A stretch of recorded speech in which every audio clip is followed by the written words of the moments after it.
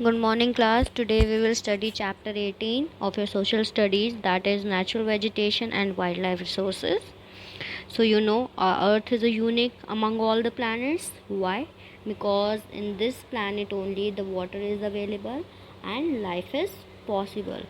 So, a great variety of organisms exist in its narrow zone known as biosphere. So, where organisms exist, that is known as biosphere.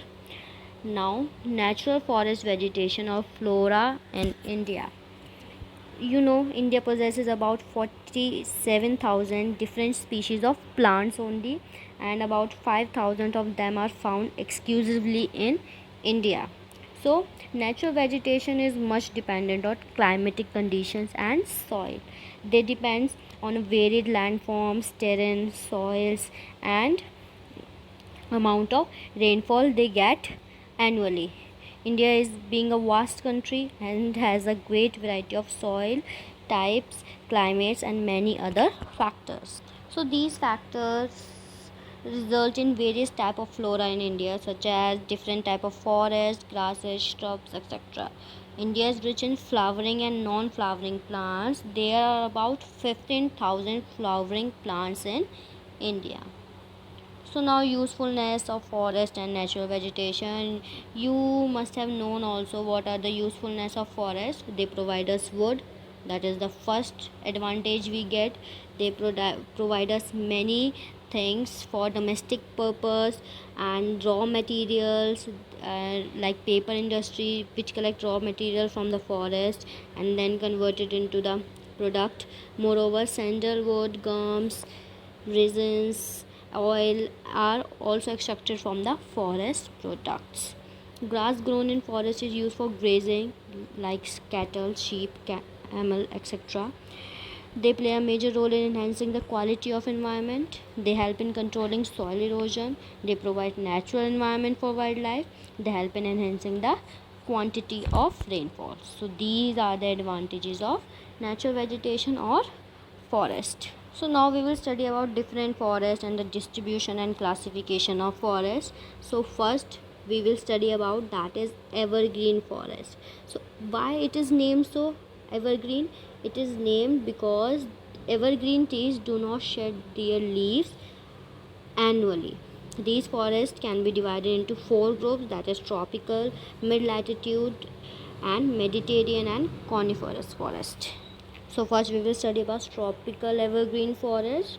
So tropical evergreen forests are very dense and are found in the regions receiving more than 200 centimeter average rainfall. So where 200 centimeter average rainfall happen, there tropical evergreen forests are found. They are found mostly in the equatorial region and coastal region. Trees, coastal region, what? The area which is surrounded by water. These trees have very broad leaves, and they vary from very tall trees to undergrowth of low lying plants and bushes of to creepers. As there is heavy rainfall throughout the year, plants also grow throughout the year. They also look green. Mahogany, rosewood, and ebony are hardwood trees which grow in this tropical evergreen forest region. The trunks and branches of these forests are of dark color. These forests do not grow close together, so cutting of trees for commercial purpose is not easy. Why? Because these forests do not grow closer to each other. ये एक साथ नहीं grow करते हैं, so that's why it is not easy for commercial purpose. Now, mid-latitude evergreen forest. These forests are found on eastern coastal margins and they contain hardwood trees with broad leaves.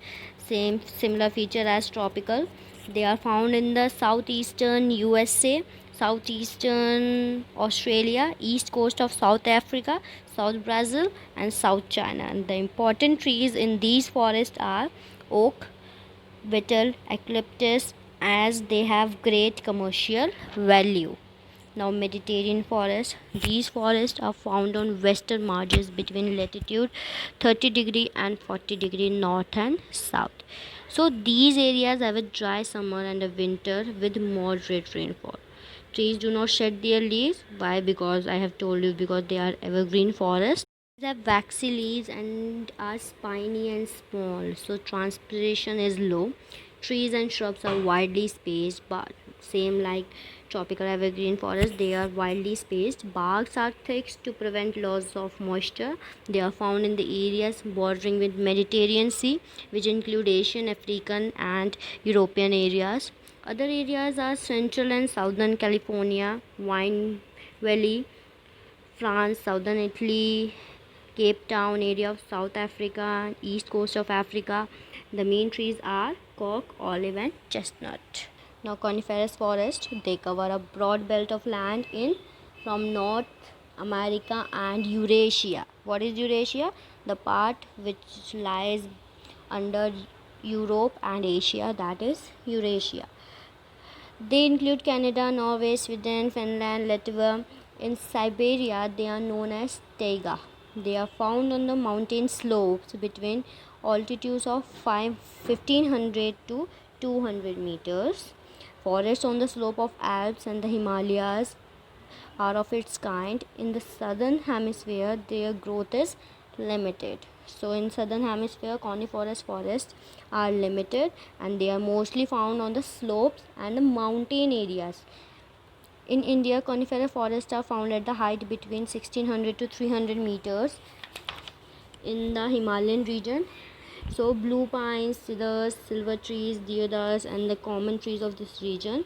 Coniferous trees are tall, straight, and have needle-like leaves, and they are commercially very useful.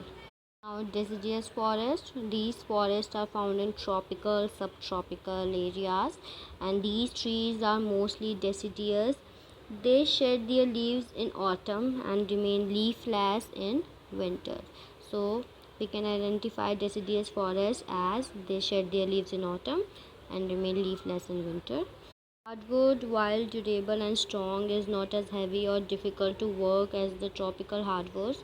They are found in Central and Western Europe, northeastern USA, southern Russia, Central America, Korea, Japan, and northern China.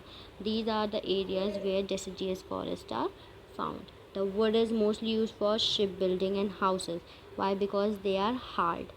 They have suffered greater destruction in the hands of man than any other forest. They have been extensively cleared to make way for agriculture and industries as they grow in favorable mid-latitude climate, and there is a rapid expansion of population in these areas. Some hardwood forests are also found in Australia. Now, problems of deforestation. Forests are under constant threat due to growth in population, demands of agriculture, industrialization, and settlements. There has been huge loss of forest areas in the world. You can show in this chart also, it is given the depletion of forest in various countries around the world. Now, conservation of forest. Rapid reduction of forest has become a major cause of concern. Due to this, climate changes are happening in our country. That's why temperature is rising, global warming is rising. So, some important ways of conserving forest are afforestation. What is afforestation? To plant more trees. This will prevent reckless cutting of trees. Another cause of depletion of forest is forest fire. You must have seen in Amazon rainforest that the forest fire happened in February. People living near forest should be made aware of the danger of forest fire. Now, another point is check on urban growth. Forests have been destroyed for building purposes, for building houses, building new cities. So, there is a rapid destruction of forest areas. The next point is check on grazing, that there should not be overgrazing of the cattle by domestic animals. So, there should be restriction or control over that. Now, next topic we will study is wildlife resources.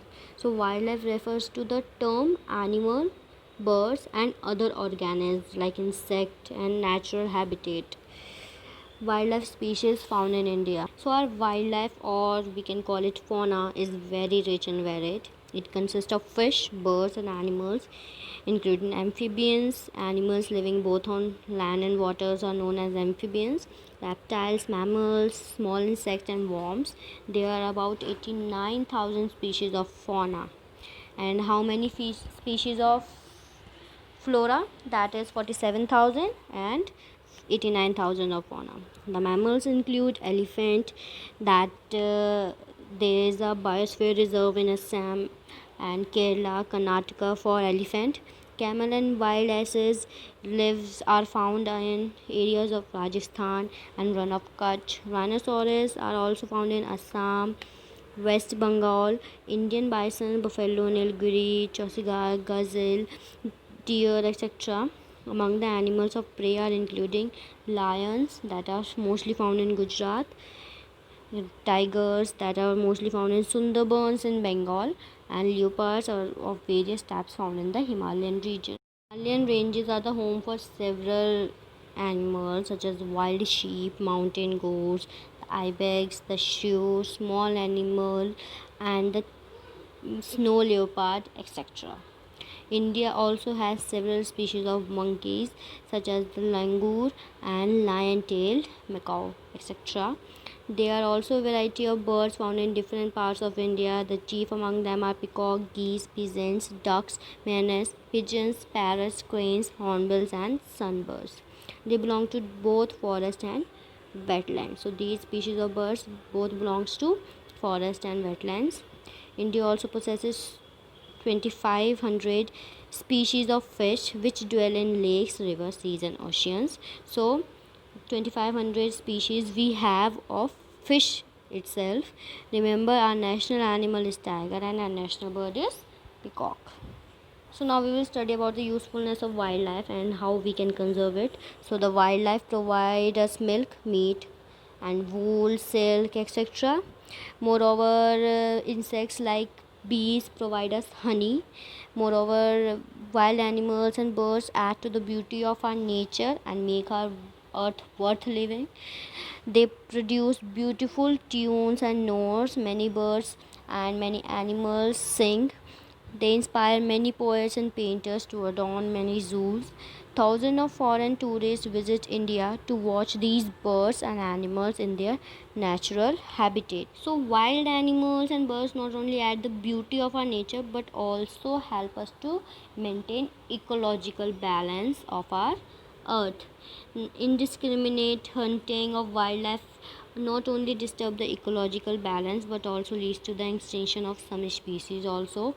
So that if we keep on hunting the wildlife, we keep on hunting the animals, one day it will be extinct, it will be disappear from our earth. Finally, a large number of rare birds and animals have become extinct due to the reckless destruction of forests. Due to forest cutting and indiscriminate hunting has extinct many species from our wildlife and forest. So the measures for the conservation or protection of wildlife or fauna is to set up various national parks, sanctuaries, biosphere reserves, which government has done also, like Nilgiri at the junction of Karnataka, Tamil Nadu and Kerala, Nanda Devi in Uttarakhand are some biosphere reserves. India has total 89 national parks and 490 wildlife sanctuaries, in which 13 biosphere reserves are protect wildlife. Secondly, periodic census have been taken to find out latest position of rare species, that how many numbers are still there of the species which are in endangered. Tigers and rhinoceros are some endangered species of wildlife in India. So for them special projects have been prepared by the government of India. Tiger project has proved very successful. Now about 20 tiger reserves have been set up in different parts of India. Likewise, rhino project is also implemented in Kaziranga bird reserve of Assam. And another point is that killing of wildlife has been banned by the government. Special forest officers has been appointed to catch unlawful animal hunters. Fourthly, beside the government, it is also our duty to preserve the wildlife. You know that we should avoid reckless hunting. We should not hunt any animal and birds. We should not indiscriminate felling of trees and clearing of forest. We should not cut the trees. We should plant more and more trees. It is our fundamental duty to do this. So India is a country, and I have told you that wildlife and flora and fauna are the beauty of our country. So that's why we should protect our national wealth.